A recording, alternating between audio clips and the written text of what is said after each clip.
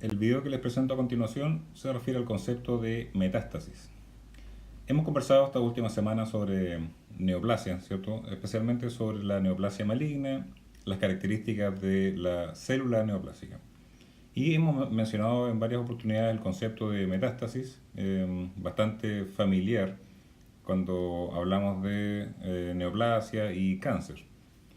La metástasis, tal como muestra acá en la figura, se refiere a esta formación de nuevas colonias del tumor en órganos distantes. Es decir, si tenemos un tumor localizado en un órgano, supongamos la piel, y tenemos la formación de nuevas colonias de este mismo tumor, por ejemplo, en un órgano distante como el pulmón o hígado, estamos hablando de una metástasis. Si esta célula neoplásica invade los tejidos vecinos, ¿ya? Donde hay continuidad, por ejemplo, este mismo tumor de piel se infiltra hacia el tejido subcutáneo, musculatura o hueso del mismo órgano, ¿cierto? Supongamos que este órgano, tumor primario estaba localizado en la piel del brazo. Eh, Nos referimos a un concepto de invasión, ¿ya? Ese tumor sería invasivo, pero no es una metástasis. La metástasis implica entonces la formación de colonias a distancia. Por lo tanto, ahora en este breve resumen vamos a hablar sobre el proceso de metástasis, que como se ve acá en la figura que está hacia el lado derecho de la imagen, esto que está acá, muestra las distintas etapas que tiene que cumplir una célula desde un tumor primario hasta su órgano distante, ¿ya? Dependiendo del libro o artículo científico que estén revisando para estudiar metástasis, van a encontrar que se divide en varias etapas. En el esquema que les estoy agregando acá, que pertenece al libro del Rubins, lo divide en 7 etapas, ¿ya? Tal como les comenté en la clase, acá no nos interesa saber el número de la etapa. Ya no es que la etapa 4 en qué consiste, sino que lo que tenemos que entender es el proceso. ¿Ya? Dependiendo del libro, van a encontrar más o menos etapas. Lo que vamos a ver entonces ahora es eh, las etapas críticas, ¿ya? O los procesos críticos en realidad de cada una de las etapas de la metástasis. Por lo tanto, vamos a dividir este esquema en varias diapositivas, ¿cierto? Y vamos a ir hablando entonces de cada una de ellas un poco. Y tal como les he mencionado en todos los videos anteriores, lo importante es que ustedes revisen literatura adicional para tener más detalles de este interesante proceso. Vamos a comenzar entonces refiriéndonos, por ejemplo, a este tumor que comentábamos en clase, en la cual el tumor, ¿cierto?, tenía zonas que se infiltraban en los tejidos vecinos con áreas de cartílago y era una neoplasia mamaria. Ahora, eh, imaginemos que este tumor epitelial tiene que hacer metástasis, entonces vamos a usarlo como ejemplo. El tumor parte, supongamos acá, en un tumor de origen epitelial, ¿ya? Como todos los epitelios, ¿cierto? Tiene una membrana basal, que está acá marcado en rojo, y la estructura del epitelio. La célula que está de otro color es la célula que sufrió la mutación, ¿cierto? Y va a comenzar este proceso metastásico. Por lo tanto, lo primero que tiene que hacer esta célula es tener la capacidad de desprenderse de las células epiteliales vecinas. Y eso implica que tiene que también ser capaz de sobrevivir a este proceso normal que se llamaba anoikis, que consiste en apoptosis inducida por el desprendimiento de las uniones. Por lo tanto, esta célula tendría que ser capaz de resistir ese proceso. ¿Y cómo lo hace? Hay varias formas, ¿ya? Evadiendo esta activación de los genes que están implicados en la apoptosis. Por lo tanto, implica, ¿cierto?, que va ganando propiedades en este sentido. Lo segundo es que va a tener que ser capaz de desprenderse, ¿cierto?, de su membrana basal y penetrar a través de ella. Y acá lo que ustedes están visualizando es que esta célula sufre una transformación, una transición epitelial mesenquimática. Tal como lo conversamos en el práctico, las células mesenquimáticas, supongamos por ejemplo fibroblastos, tienen la capacidad de invadir membranas basales o moverse a través del tejido conectivo de manera natural, porque tienen enzimas y la capacidad de su fenotipo les da esa capacidad. En cambio el epitelio no. Por lo tanto, para que esta célula pueda comenzar este viaje a través del tejido conectivo, va a tener que ser capaz de tener entonces esta transición, ¿ya? Transición epitelial mesenquimático, para poder hacer este viaje. ¿De qué forma se abre camino? A través de la membrana basal, que aquí está, es a través de la producción de enzimas, por ejemplo, enzimas proteolíticas que pertenecen a la familia de las metaloproteasas de matriz, como la colagenasa, elastasa, ¿cierto? Y hialuronidasa, enzimas que permiten entonces romper esta membrana basal y entrar al tejido conectivo. Yo les comentaba que el tejido conectivo está formado por muchas fibras, ¿ya? Muchas fibras, que generan un ambiente muy denso de fibras, ¿cierto? Acá es lo que estoy mostrando con rayitas amarillas, fibra de colágeno, por ejemplo, elastina. Por lo tanto, esta célula, para que pueda moverse a través de esta matriz, ¿ya? Acá, por ejemplo, para que pueda avanzar a través de la matriz, tiene que producir estas enzimas que le permiten entonces ir rompiendo la matriz. Yo les comentaba, o le había dado un nombre así bien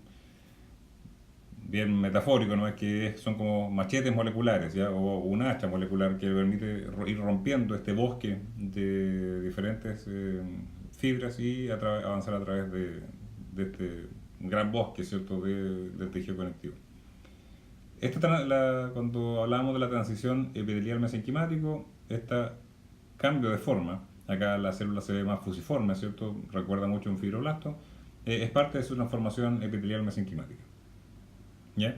Se ha visto también que algunas células aprovechan la presencia de células inflamatorias, macrófagos o neutrófilos, por ejemplo, y mediante señales químicas estas células son incluso capaces de estimular a que estas células produzcan en las enzimas estas metaloproteasas de matriz para que las células le abran camino, no necesariamente entonces haciéndolo ellas, ¿ya?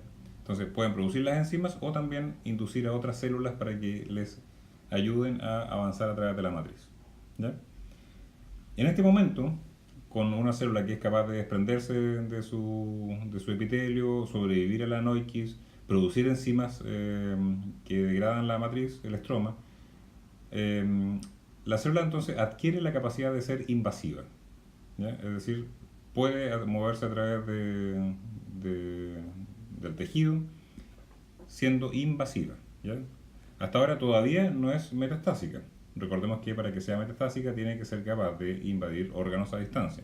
Por lo tanto, ahora quedan etapas también que son igual de importantes y que no todas las células son capaces de conseguir. Tenemos entonces esta célula invasiva, ¿ya? Localizada en el estroma. Lo que viene ahora es que esta célula sea capaz de penetrar un vaso sanguíneo o un vaso linfático, viajar a través de él y colonizar un órgano a distancia.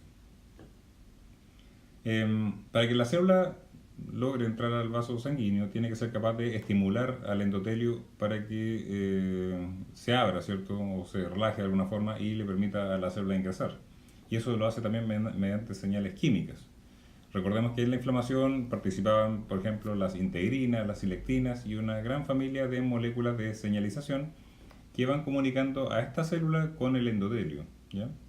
Y el endotelio entonces le permite la entrada al vaso sanguíneo o vaso linfático.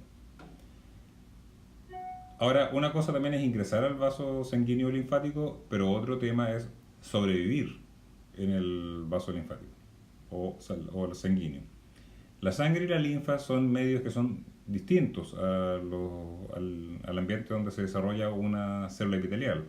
Es un medio líquido, tiene un pH diferente, tiene una concentración de electrolitos diferente y distintas moléculas que hacen que este ambiente no sea necesariamente un medio amable para una célula, sino que muchas veces es un medio hostil.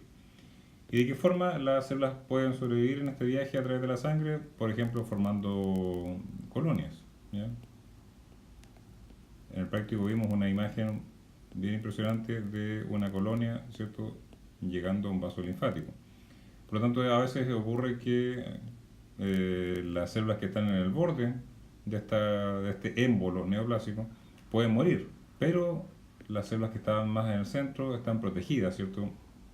Y muchas veces ellas logran soportar este viaje a través de la sangre y asentarse en un órgano a distancia. También se observaba que estas células son capaces de activar a las plaquetas. Por lo tanto, van de alguna forma cubiertas de plaquetas, formando una especie de émbolo neoplásico, ¿cierto? Cubierto de plaquetas que también de alguna forma la protege en este viaje por la sangre y al mismo tiempo les ayuda o las hace más adherentes para que puedan asentarse en, en un órgano distante, ¿ya? Entonces lo hacen de varias formas. Esto es un resumen. Acá esto no es simplemente que la célula se hace un disfraz de plaquetas, sino que hay toda una cantidad de moléculas de señalización acá que permiten que esta célula haga un viaje de esta forma o también cubierta de plaquetas, por ejemplo. Lo importante es que este viaje a través de la sangre también requiere que la célula tenga requisitos, ¿ya? Que no todas las células neoplásicas tienen. Por lo tanto, este proceso metastásico se hace cada vez más selectivo, ¿ya? Cada vez más selectivo. De un tumor, no todas las células tienen la capacidad de invadir, no todas tienen la capacidad de viajar por la sangre y vamos a ver que tampoco todas tienen la capacidad de llegar eh, a órganos distantes.